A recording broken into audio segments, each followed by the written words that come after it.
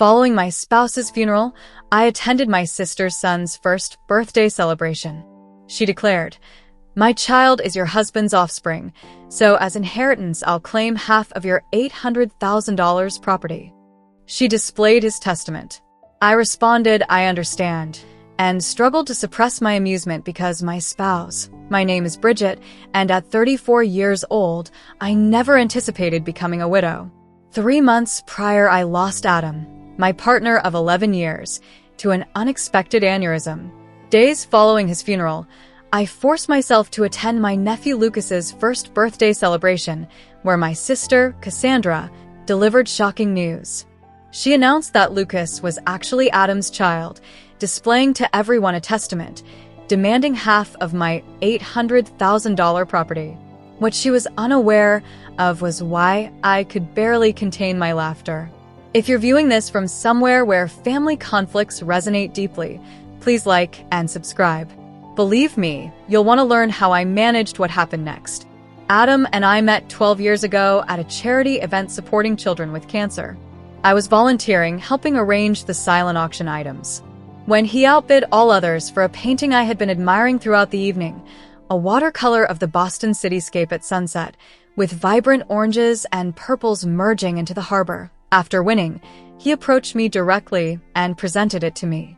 "I observed you looking at this throughout the evening," he said, with a smile that made his blue eyes crinkle at the edges. "I believe it belongs with you."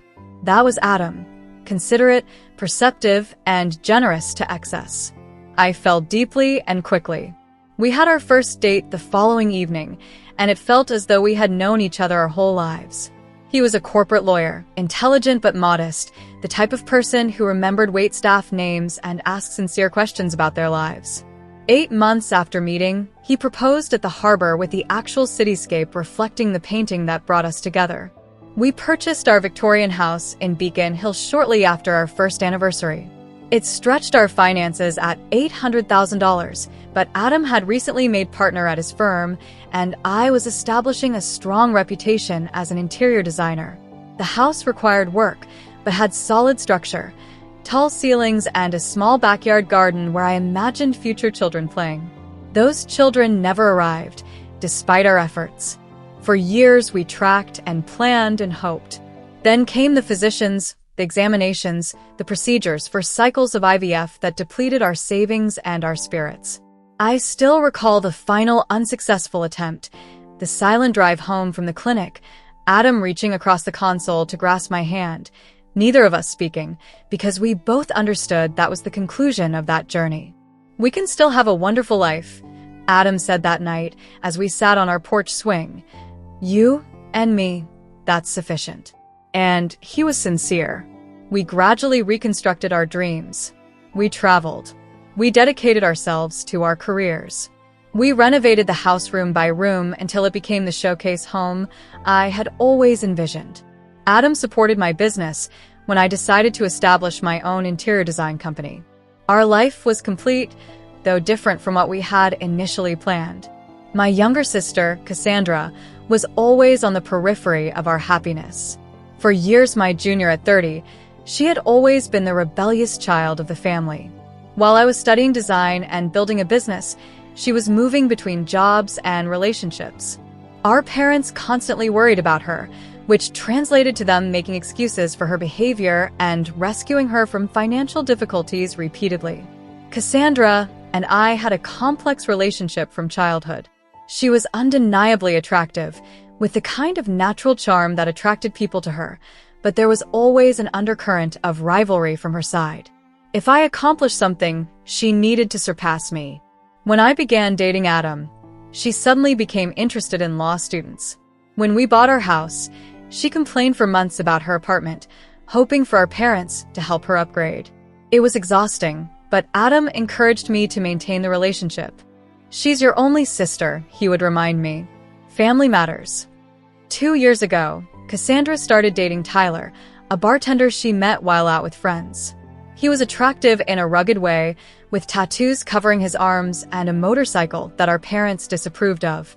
Their relationship seemed turbulent from the outside, with dramatic separations and passionate reunions. Then came the pregnancy announcement at Thanksgiving dinner the year before Adam passed away. It was unexpected, to say the least. I was conforming to societal expectations. Yet there she was announcing her pregnancy, with dramatic tears and declarations about the miracle of life. I felt the familiar pang of envy. After all our struggles, all our heartbreak, Cassandra had accidentally achieved what we had desperately desired. But I suppressed those feelings. I was genuinely happy for her and determined to be the best aunt possible to her child. Lucas was born a healthy 8 pounds 4 ounces. I was at the hospital with flowers and a handmade blanket I had spent months knitting. Cassandra seemed overwhelmed by motherhood from the beginning, often calling me in tears about Lucas's colic or her exhaustion. I stepped in as much as possible, sometimes watching Lucas overnight, so she could rest. Adam was less involved with Lucas than I was. In hindsight, I thought it was due to our own fertility struggles that it might be painful for him to bond with a baby that wasn't ours. He was always kind when Cassandra brought Lucas over, but he maintained a certain distance that I never questioned at the time. Then came that terrible Tuesday morning. Adam complained of a headache before leaving for work. I suggested he stay home, but he had an important client meeting. Just a migraine, he insisted, kissing me goodbye. I'll call you after the meeting. That call never came. Instead, I received one from hospital. By the time I arrived, he was already gone. Brain aneurysm. They said nothing could have been done. He was 36 years old. The following days passed in a blur of arrangements and grief. Cassandra was strangely absent during most of it, sending text messages claiming Lucas was sick or she couldn't find a babysitter. When she did appear at the funeral, she stayed briefly, keeping to herself and leaving before the reception. I was too numb with grief to think much of it at the time. 1 week after we laid Adam to rest, Lucas's first birthday arrived. The last thing I wanted was to attend a children's birthday celebration, but family obligations pulled at me. Adam would want you to go, my mother insisted during one of her daily check-in calls. He always said family comes first. So I found myself driving to Cassandra's small rental house in a less desirable part of town, a wrapped gift on the passenger seat and dark circles under my eyes that no amount of concealer could hide. I had barely slept since Adam died, spending nights staring at his empty side of the bed, reaching for warmth that was no longer there.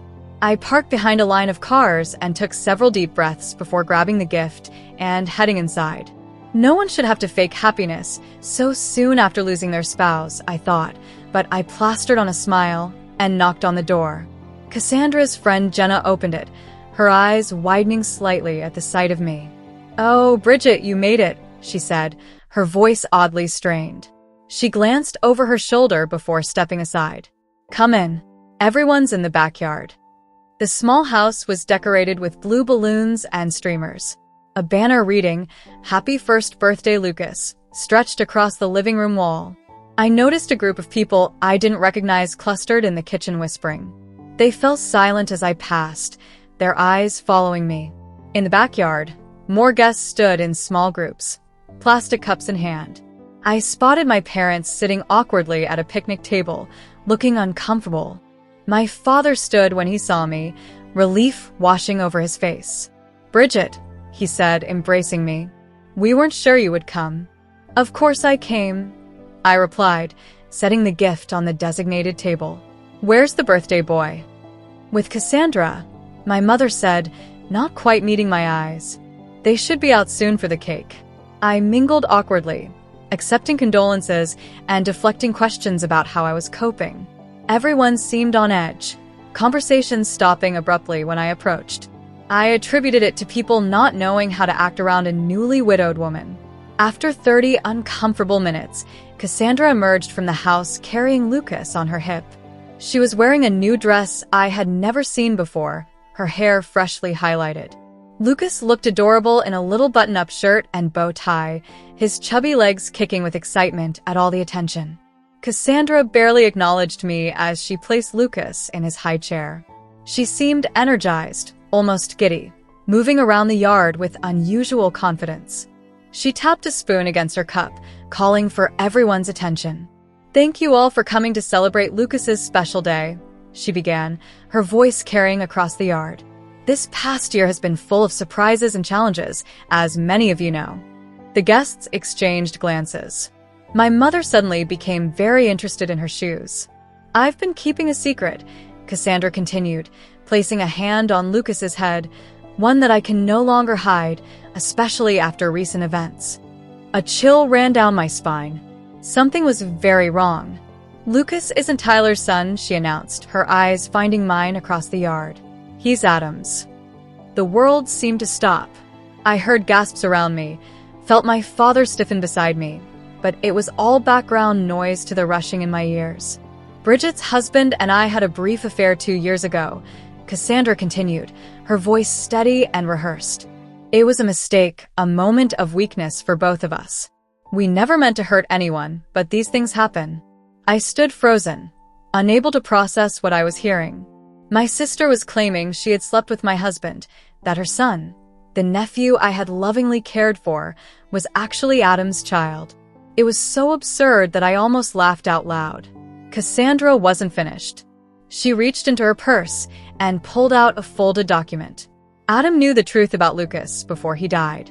He updated his testament. She held up the paper. He wanted his son to be provided for. This testament states that half of the house Adam and Bridget owned should go to Lucas as his biological child. Every eye in the yard turned to me. I could see the pity, the morbid curiosity, the discomfort. My parents looked stricken, my father half standing as if unsure whether to intervene. And then, to everyone's surprise, including my own, I felt a smile tugging at my lips. Not a happy smile, but the kind that comes when something is so outrageously false that it becomes almost comical.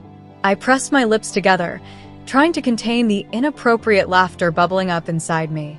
"Oh, I see," I said finally, my voice calm and even. I took a sip of water to buy time to push down the urge to laugh in my sister's face. "May I see this testament, Cassandra?" Her confident expression faltered slightly. She clearly hadn't expected this reaction. Slowly, she walked over and handed me the document, a typed page with what appeared to be Adam's signature at the bottom. I scanned it quickly, noting inconsistencies immediately. The formal language was all wrong, nothing like the legal documents I had seen Adam bring home.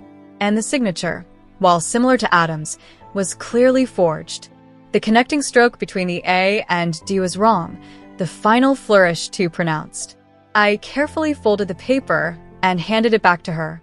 "Thank you for sharing this with me. I think I need to go now." "That's it?" Cassandra asked, confusion evident in her voice. "You're not going to say anything else?" "Not right now," I replied calmly, gathering my purse. "This is Lucas's day. We can discuss this privately later." I said goodbye to my shell-shocked parents, promising to call them soon. As I walked to my car, I could hear the murmurs behind me, the party atmosphere completely shattered. Once inside my car, safely out of view, I finally let out the laugh that had been threatening to escape. It started small, then grew until tears were streaming down my face. Not tears of joy, but a strange mix of grief, anger, and incredulous disbelief at my sister's audacity. Because there was something Cassandra didn't know, something Adam and I had never shared with anyone, something that made her elaborate lie not just hurtful, but impossible. The truth about Adam and Cassandra began 3 years ago, long before Lucas was even conceived. We had invited my sister over for dinner to celebrate her new job at a marketing firm, her longest employment to date. Adam had prepared his famous lasagna, and we had opened a good bottle of wine. It was a pleasant evening until I excused myself to take a work call from a client having a design emergency. The call took longer than expected, nearly 20 minutes of talking a wealthy client through hanging artwork. When I returned to the dining room, the atmosphere had changed. Adam looked uncomfortable and Cassandra was sitting much closer to him than when I had left, her hand on his arm, laughing at something I hadn't heard. I thought nothing of it at the time. Cassandra had always been affectionate, and the wine had been flowing freely. But later that night, as we were getting ready for bed, Adam seemed troubled. "There's something I need to tell you," he said, sitting on the edge of our bed. And I don't want it to cause problems between you and your sister, but I also don't want to keep secrets from you. He explained that while I was on the phone, Cassandra had made a pass at him. Nothing dramatic, just inappropriate comments about how lucky I was to have him, followed by a suggestion that he deserved someone who could truly appreciate him. When he had rebuffed her, she laughed it off as a joke, saying I was too sensitive if he thought she was serious. I was hurt, but not entirely surprised. Cassandra had always pushed boundaries. We decided to let it go as an isolated incident, something caused by wine and her usual competitive nature. But it wasn't isolated. Over the next few months, Cassandra found ways to touch Adam whenever I wasn't looking, sent text messages that walked the line between friendly and flirtatious, and once showed up at his office uninvited, asking him to lunch.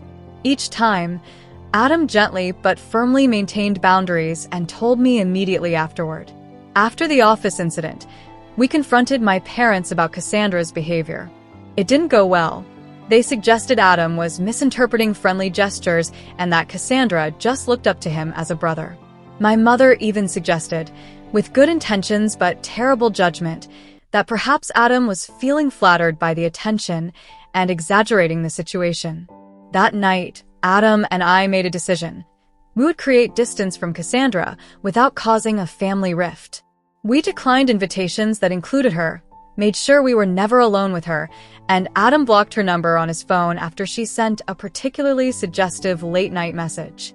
Then came the medical issue that changed everything. Adam had been experiencing pain for weeks before finally seeing a urologist. The diagnosis was a varicocele, an enlargement of veins within the scrotum requiring surgery. The procedure went well, but there was a complication. The doctor recommended a vasectomy during the same surgery due to the extensive nature of the varicocele and potential for recurrence. It was a difficult decision, especially given our past fertility struggles, but we agreed it was the right choice for Adam's health. The vasectomy was performed 2 years before Lucas was conceived. We kept this medical information private. Even our parents didn't know. After years of invasive questions about our childless status, we had learned to protect our privacy around reproductive issues. The only people who knew were Adam, myself, and Adam's doctors. After the surgery, as Adam was recovering, he made a prediction that seemed paranoid at the time. "Cassandra isn't done," he said, sitting in our garden with an ice pack discreetly positioned. "I have a feeling she might try something more drastic one day." I laughed it off, but Adam was serious. The next week, he scheduled an appointment with our family attorney, James Wilson. I went with him, listening as Adam detailed Cassandra's behavior and his recent medical procedure. James recommended documenting everything, the unwanted advances, the medical records confirming the vasectomy, even text messages and emails from Cassandra. "You never know what might become relevant," James advised. "Better to have documentation and never need it than wish you had it later." We followed his advice, creating a file of everything related to the situation. Adam also updated his testament properly through official channels, making sure everything would come to me in the event of his death. James kept copies of all documents, and we placed the originals in a safety deposit box at our bank. "Just in case," Adam had said when we locked the box, though I planned to be around to deal with any of Cassandra's drama for at least another 50 years. The morning after Lucas's birthday party, I drove straight to the bank. The manager, who had known Adam and me for years, expressed condolences as he led me to the vault. I sat alone in the small viewing room and opened the box Adam and I had filled with what he jokingly called our disaster preparation kit. Inside was exactly what I needed: Adam's legitimate testament, notarized and properly executed, leaving everything to me. Medical records detailing his vasectomy 2 years before Lucas's conception, making it biologically impossible for him to be the father. A journal Adam had kept documenting every inappropriate interaction with Cassandra, including dates, times, and exact quotes. Printed copies of text messages she had sent him, a letter from our attorney confirming that he had witnessed Adam's legitimate testament and was available to verify its authenticity. And at the bottom of the box, a sealed envelope with my name written in Adam's familiar handwriting. With trembling fingers, I opened it and began to read. My dearest Bridget, if you're reading this, something has happened to me and you've needed to access these documents.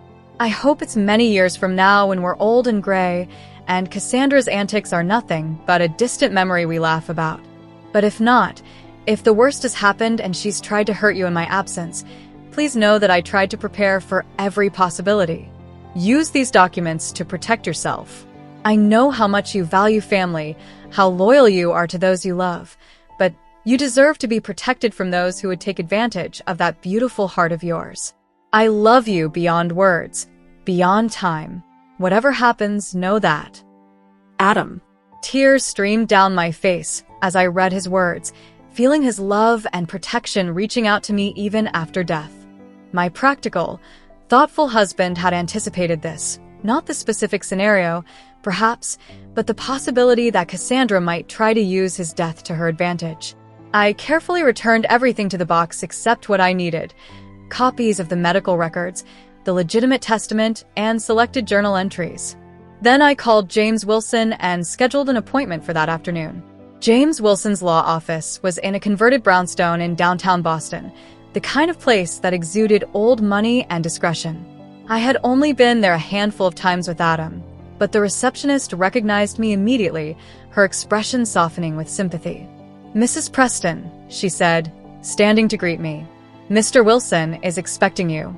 Please accept my condolences for your loss."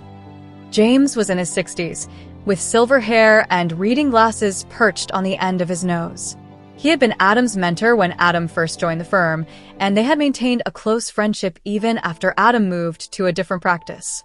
He stood when I entered, coming around his desk to embrace me briefly. "Bridget," he said, gesturing for me to sit. I was devastated to hear about Adam. He was one of the good ones. I agreed, my voice catching slightly. And it seems he was also right about preparing for the worst with my sister. I explained what had happened at the birthday party, showing him the forged testament Cassandra had presented. James examined it, his expression growing increasingly concerned. "This is amateurish forgery," he said finally. "The language is all wrong, and the signature, while similar, would never stand up to expert analysis. But the fact that she created this at all is deeply troubling." I showed him the documents from the safety deposit box, the medical records confirming Adam's vasectomy, the legitimate testament, and Adam's journal documenting Cassandra's behavior over the years. "Adam was nothing if not thorough," James said, reviewing the materials. "These medical records alone disprove her claim about Lucas's paternity. The vasectomy was performed 2 years before the child was conceived. It's biologically impossible for Adam to be the father." "What should I do?" I asked. "I don't want to humiliate her publicly, but I can't let her take half of our home based on a lie." James leaned back in his chair, considering. "First, we need more information. I recommend hiring a private investigator to look into Cassandra's current situation. There's likely a motivation beyond simple cruelty here. People rarely attempt fraud of this nature without financial pressure." He recommended Frank Delaney, a former police detective who now worked as a private investigator, often on cases for the firm. I agreed, and James made the call immediately, explaining the situation in broad strokes. Frank arrived an hour later, a stocky man with a Boston accent and no-nonsense attitude. He took detailed notes as I explained the situation, asking pointed questions about Cassandra's relationship history, employment, and financial status. I realized how little I actually knew about my sister's current circumstances. We had grown further apart since Lucas's birth, with my attempts to be involved as an aunt often rebuffed or taken for granted. "I'll need a few days," Frank said when I had finished. "My preliminary focus will be on her financial situation and relationship with the child's actual father. Is there anything else you can tell me about him?" I shared what little I knew about Tyler, the bartender Cassandra had been dating when she became pregnant. I had only met him a handful of times, and he had seemed uninterested in family gatherings. Last I heard, they were still together, but she rarely mentions him anymore, I said. "He wasn't at the party yesterday, which I thought was strange for the father of the birthday boy." Frank nodded, making another note. "That's a good starting point. I'll be in touch soon." 3 days later, Frank called requesting a meeting at James's office. When I arrived, both men were reviewing documents spread across the conference table. "Mrs. Preston," Frank began once we were seated, "I've uncovered some concerning information about your sister's situation." According to his investigation, Cassandra was in dire financial straits. She had accumulated over $75,000 in debt spread across credit cards, personal loans, and medical bills for Lucas, who had needed surgery for a heart defect shortly after birth. Her credit score was abysmal, and she had been rejected for 3 additional loans in the past month alone. "She's also facing eviction," Frank continued, sliding a document across the table. "This is a copy of the notice her landlord filed last week.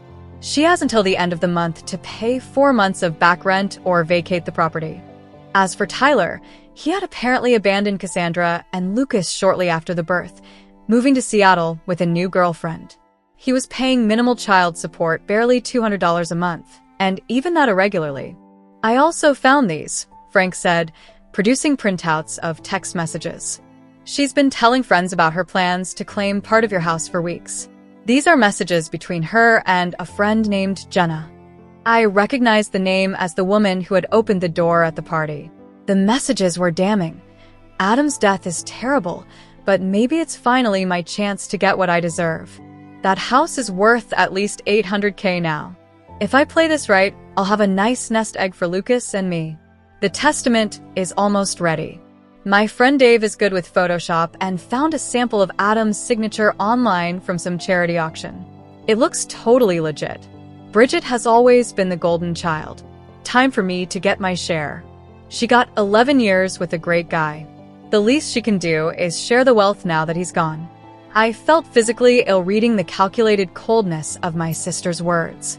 This wasn't just opportunism, it was premeditated fraud designed to capitalize on my grief. "There's more," Frank said gently. I ran a background check on Tyler Martin, the actual father. He has a history of domestic violence charges from a previous relationship and currently has a warrant out for unpaid child support for another child in New Hampshire. He's not someone you'd want around your nephew. I sat in stunned silence, trying to process everything. My sister wasn't just desperate. She was willing to destroy Adam's reputation and our marriage to solve her financial problems. And her choice in partners had put Lucas in a potentially dangerous situation. "What do I do with all this?" I asked, looking between James and Frank. "I can't just expose all of this publicly. Lucas is innocent in all of this. He's still my nephew." James removed his glasses, rubbing the bridge of his nose. "You have several options, Bridget. We could file charges against Cassandra for attempted fraud and forgery. That would likely result in criminal penalties for her, possibly even jail time, given the amount of money involved." He paused, seeing my distress. "Or we could handle this privately, confront her with the evidence, require her to retract her claims, and potentially work out an arrangement that protects both you and the child." I left the meeting with a heavy heart and a folder full of evidence. That evening I called my therapist, Dr. Laurel Chin, whom I'd been seeing since Adam's death, and scheduled an emergency session. In her calm, plant-filled office, I unloaded the entire situation. "I'm so angry I can barely see straight," I admitted. "But Lucas is just a baby. None of this is his fault. And despite everything, Cassandra is still my sister." Dr. Chin listened attentively, asking occasional questions about my relationship with Cassandra throughout our lives. "It sounds like this pattern of competition and manipulation has existed since childhood," she observed. "The current situation is an escalation, not an anomaly." "What would you do?" I asked desperately. "I can't tell you what decision to make," she replied, "but I will say that compassion doesn't mean allowing yourself to be victimized. You can be kind while still establishing firm boundaries and consequences." After much reflection, I decided on a course of action. I would confront Cassandra privately with all the evidence, offering her a choice: face potential legal consequences for her fraud, or accept a compromise that would provide for Lucas while requiring accountability from her. With renewed determination, I called Cassandra the next morning. "We need to talk about the testament," I said when she answered. "Can you come to my house tomorrow afternoon? Just you, no Lucas." I knew you'd come around, she replied, sounding smugly satisfied. I'll be there at 2. I spent the morning preparing for Cassandra's visit, arranging documents in logical order and setting up recording devices on James's advice. Massachusetts is a 2-party consent state, he had warned me, so you can't record her secretly, but you can ask for her permission at the start of your conversation, framing it as a way to ensure you both have a record of any agreement reached. At precisely 2 o'clock, the doorbell rang. I took a deep breath, steadying myself before opening the door. Cassandra stood on the porch, looking polished in a new outfit, her confidence evident in her posture. Come in, I said, leading her to the living room where I had set up 2 chairs facing each other, a coffee table between them with a recorder, water glasses, and a folder of documents. I hope you don't mind if we record our conversation. It seems prudent, given the legal nature of what we're discussing. Cassandra hesitated only briefly before nodding. Sure, whatever makes you comfortable, though I think this can be pretty straightforward. The testament is clear. I turned on the recorder, stating the date and time and confirming Cassandra's consent to be recorded. Then I sat back, studying my sister's face. Before we discuss the testament, I'd like to understand exactly what you're claiming happened between you and Adam. Cassandra launched into a well-rehearsed story about a supposed affair 2 years ago. According to her version, she and Adam had connected during a period when he and I were having problems. She claimed they met several times at a hotel downtown, that Adam had confessed his unhappiness in our marriage, and that Lucas was conceived during these encounters. He always meant to tell you, she said, her eyes wide with practiced sincerity. But then Lucas was born with the heart condition, and he didn't want to add stress to the situation. He promised he would provide for his son, though. I listened without interrupting, noting the inconsistencies in her timeline and the details that contradicted what I knew about Adam's schedule during that period. When she finished, I began asking questions. Which hotel did you meet at? I asked. The Mandarin Oriental, she replied quickly. And what room? Do you remember? She faltered slightly. It was on a high floor. I don't recall the exact number. What days of the week did you usually meet? Tuesdays. Sometimes Thursdays, when he told you he was working late. I continued with increasingly specific questions. What did Adam typically order from room service? What side of the bed did he prefer? Did he shower before or after? Details that only someone who had actually been intimate with Adam would know. Cassandra grew increasingly flustered, her answers becoming vague or contradictory. Why does any of this matter? She finally snapped. The point is that Lucas is Adam's son, and the testament proves Adam wanted to provide for him. Actually, I said calmly, opening my folder, both of those claims are demonstrably false. I placed the medical records on the table between us.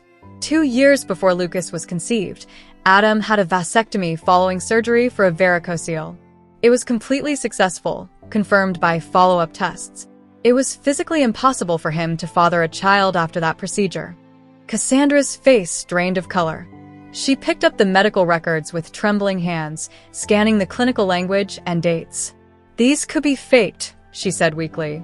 They're not, I replied, and Adam's doctor is prepared to testify to their authenticity if necessary. But that's just the beginning.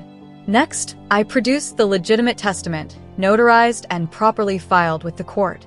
This is Adam's actual testament, prepared by James Wilson and witnessed by 2 partners at his firm. As you can see, it leaves everything to me, with no mention of Lucas.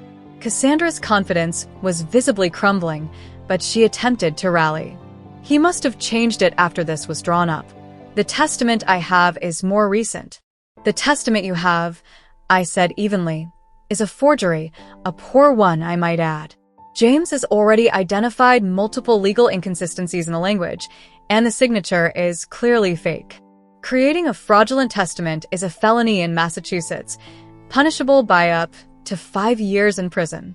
I continued methodically presenting evidence. Adam's journal documenting her inappropriate advances, the text messages between her and Jenna discussing the plan, and finally the report from Frank's investigation detailing her financial troubles, eviction notice, and Tyler's abandonment. We know everything, Cassandra, I said as she sat in stunned silence. The question now is what happens next. For a long moment, she didn't speak. Then, to my surprise, she began to cry.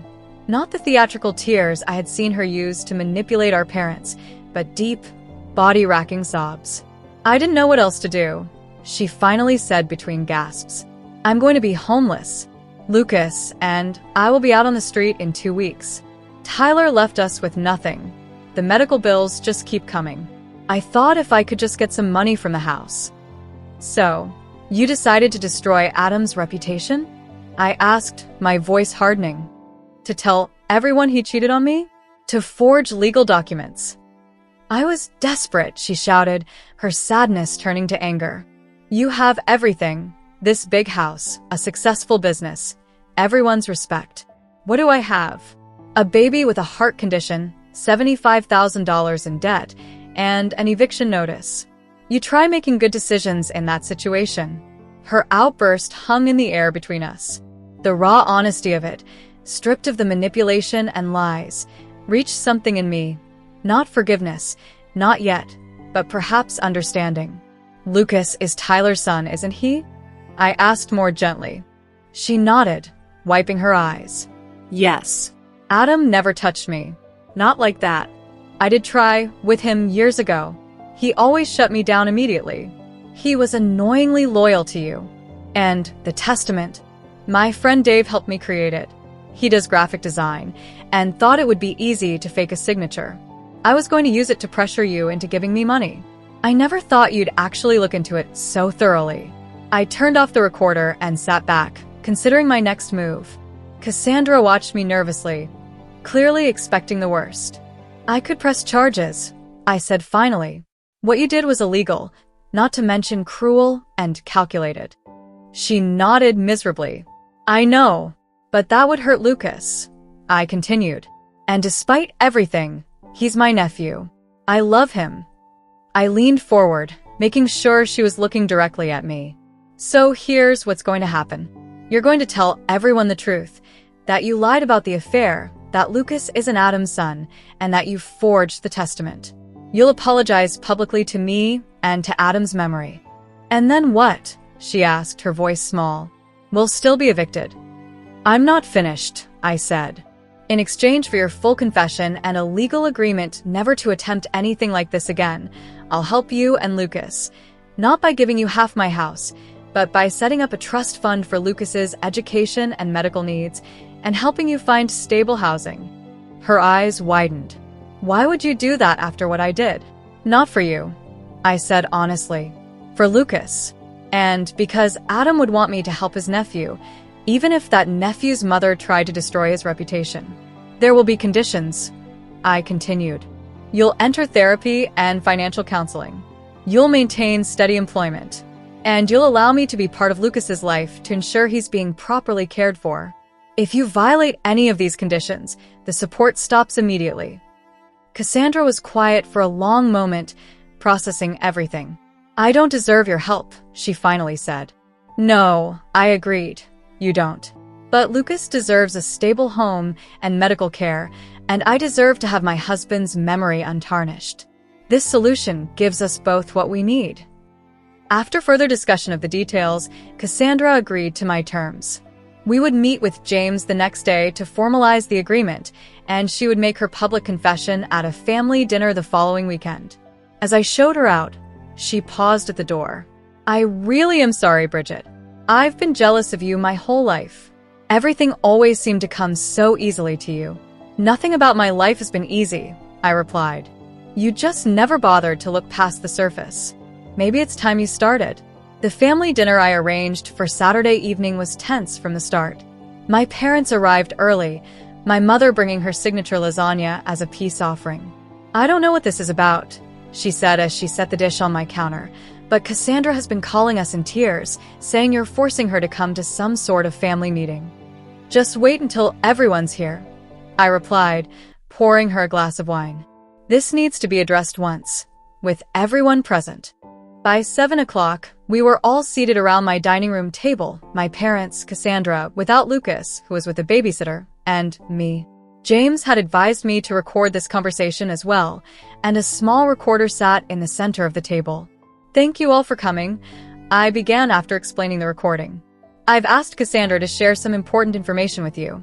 Cassandra looked pale and uncomfortable, her usual confidence nowhere to be seen. She stared down at her plate as she spoke. "I lied about Lucas being Adam's son," she said, her voice barely above a whisper. "Adam and I never had an affair. Lucas is Tyler's child, and I forged the testament I showed at the birthday party." My parents stared at her in shock. "But why would you do such a thing?" my father demanded. "Do you have any idea what that claim did to your sister? To Adam's reputation?" Cassandra explained her desperate financial situation, her voice gaining strength as she detailed the mounting debts, Tyler's abandonment, and the eviction notice. As she spoke, I could see my mother's expression shifting from shock to sympathy. "Oh, honey," she said when Cassandra finished. "Why didn't you just come to us for help? You didn't need to make up such terrible lies. Would you have given me $400,000? Cassandra asked bluntly. "Because that's what I would have gotten if my plan had worked, half the value of Bridget's house." "Of course we couldn't give you that kind of money," my father said, "but we could have helped with the rent, at least temporarily.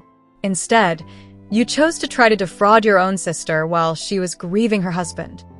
"I know it was wrong," Cassandra admitted. "Bridget has already made that abundantly clear. She has the evidence to press charges against me if she wanted to." My mother turned to me in alarm. "You wouldn't do that to your own sister, would you, Bridget?" I felt a flash of frustration at her immediate defense of Cassandra, even now. "I could," I said firmly. "What she did wasn't just immoral, it was illegal. Forgery and fraud are felonies." "But she's family," my mother insisted. "And she has Lucas to think about." "I'm family too," I replied, my voice rising slightly. "Your daughter too. The one who just lost her husband and then had to defend his memory against false accusations of infidelity. Where was your concern for me in all this?" My father looked uncomfortable, shifting in his seat. "Of course we care about you, Bridget, but Cassandra has always needed more help, more guidance." "And whose fault is that?" I asked. "You've been bailing her out of her poor decisions her entire life. Maybe if you'd let her face consequences occasionally, she wouldn't have escalated to criminal behavior." My mother gasped. "That's hardly fair, Bridget. We've always treated you girls equally." Cassandra, surprisingly, shook her head. "No, Mom, you haven't. Bridget's right. You always made excuses for me, always found ways to fix my mistakes. It didn't help me. It just made me think I could do whatever I wanted without consequences." My parents looked stunned at this admission. For perhaps the first time, Cassandra was taking responsibility rather than deflecting blame. "So what happens now?" my father asked, looking between us. "Is Cassandra going to jail?" "No," I said. "I've decided not to press charges, under certain conditions." I outlined the agreement Cassandra and I had reached with James's help. The trust fund for Lucas, the therapy and financial counseling requirements, and the stable employment condition. "That's very generous," my father said, looking relieved. "Especially after what she did." "It's more than generous," Cassandra agreed quietly. "It's more than I deserve." While my mother said, brightening, "This is all working out for the best then. Cassandra has apologized, Bridget is helping with Lucas, and we can put this ugly business behind us." "It's not that simple, Mom," I said firmly. "Trust has been broken here. The healing will take time if it happens at all, and there need to be boundaries going forward." "What kind of boundaries?" she asked, looking worried. "For one thing, I need you both to stop enabling Cassandra's behavior. No more bailouts, no more excuses. She needs to stand on her own feet, with appropriate support that doesn't perpetuate dependency." My father nodded slowly. "That seems reasonable. And I need you to respect that my relationship with Cassandra will be different now. I'm involved in Lucas's life because I love him and want the best for him. But Cassandra and I won't be close the way we once were, at least not for a long time." My mother looked distressed. "But we're family. We need to stick together, especially now." "Being family doesn't mean tolerating abuse, Mom," I said gently. "What Cassandra did was abusive. She tried to use my grief to manipulate me, to take advantage of me at my most vulnerable. That has consequences, even within a family. The remainder of the dinner was subdued, with my parents processing this new reality. When they left, my father hugged me tightly, whispering, "I'm proud of you, Bridget. Adam would be too." My mother hugged me as well, but her eyes were sad, already mourning the idealized family dynamic she'd always pretended we had. Cassandra was the last to leave. At the door, she hesitated. "I really am sorry," she said again. "Not just for the testament and the lies, but for everything, for the years of competition and jealousy, for not being the sister you deserved." "I know," I replied. "And I hope the therapy helps you understand why you made these choices. Lucas deserves a mother who's emotionally healthy and honest. Do you think you'll ever forgive me?" I considered the question carefully. "I don't know," I answered truthfully. "But I'm willing to see where this new path takes us, for Lucas's sake, and maybe someday for ours too." The months following were a period of adjustment for everyone. The trust fund for Lucas was established and already helping with his ongoing medical needs. His heart condition, while requiring monitoring, was responding well to treatment, and he was growing into a cheerful, curious toddler. Cassandra surprised everyone by truly embracing the conditions of our agreement. 6 months of therapy helped her recognize patterns of behavior stemming from childhood, the constant need to compete with me, the self-sabotage that had characterized many of her decisions. She found steady employment as an office manager at a dental practice, a job that provided stability and benefits. Our relationship remained formal but cordial. I saw Lucas regularly, taking him for outings to the park or the children's museum. Cassandra and I didn't pretend to be close, but we had found a way to coexist peacefully for Lucas's sake. My parents struggled initially with the new boundaries I had established. My mother especially found it difficult to accept that her daughters wouldn't have the close relationship she'd always envisioned.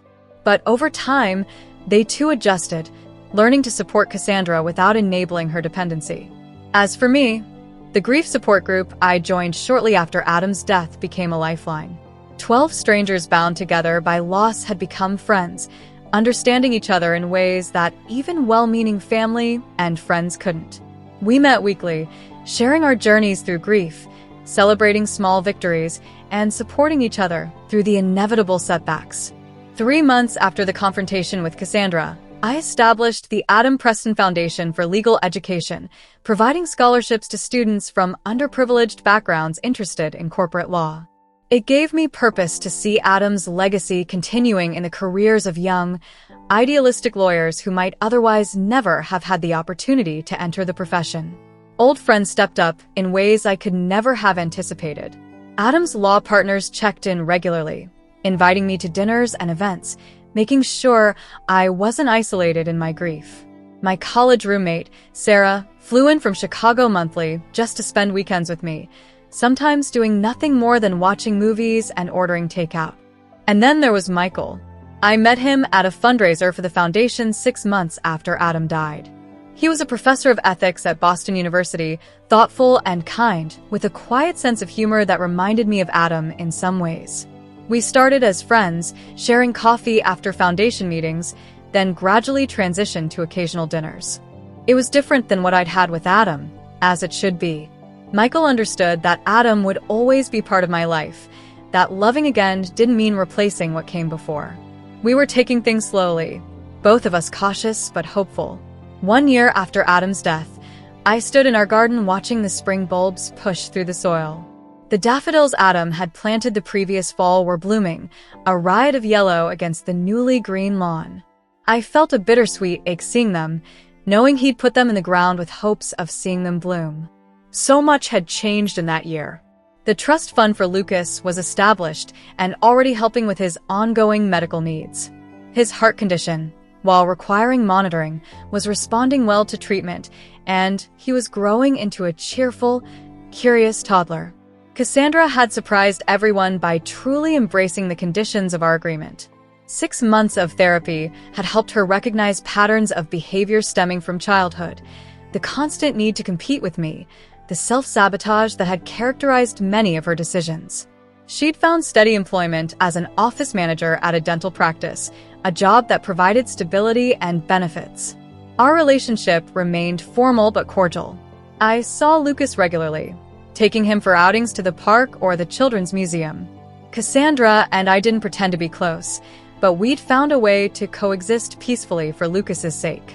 My parents had struggled initially with the new boundaries I'd established. My mother especially found it difficult to accept that her daughters wouldn't have the close relationship she'd always envisioned. But over time, they too had adjusted, learning to support Cassandra without enabling her dependency. Standing in the garden that spring morning, I reflected on everything Adam had taught me, not just during our years together, but even after he was gone.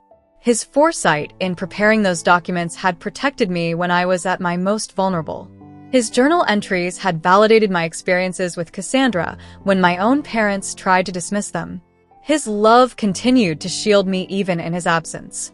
I'd learned difficult lessons through this ordeal, that family relationships need clear boundaries to remain healthy, that documentation isn't just a legal precaution but sometimes an emotional necessity, that forgiveness doesn't have to mean forgetting or allowing harmful patterns to continue, that sometimes the people we expect to protect us are the ones we need protection from.